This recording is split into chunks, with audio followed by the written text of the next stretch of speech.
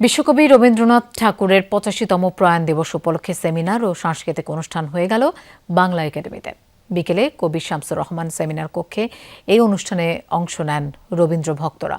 প্রথম পর্ব সেমিনারে সূচনা বক্তব্য রাখেন বাংলা একাডেমির পরিচালক ও সচিব সমীর কুমার সরকার। তিনি বাংলা সাহিত্যে রবীন্দ্রনাথ ঠাকুরের প্রভাব ও অবদান তুলে ধরেন। পরে রবীন্দ্রনাথের পরিবেশ চিন্তা বিষয়ে আলোচনা করেন বাংলা একাডেমির মহাপরিচালক মোহাম্মদ আজম। তিনি রবীন্দ্রনাথের লেখায় গ্রাম বাংলার প্রাণ প্রকৃতির অনবদ্য উপস্থাপন নিয়ে আলোকপাত করেন। এদেশের মাটি ও মানুষের হাজারো না বলা কথা, অব্যক্ত অনুভূতি ও নদী তীরের গ্রাম কিংবা সবুজের প্রতি কবির গভীর প্রেম বারবার ফুটিয়ে তুলেছেন কবিতা, গান কিংবা উপন্যাসে।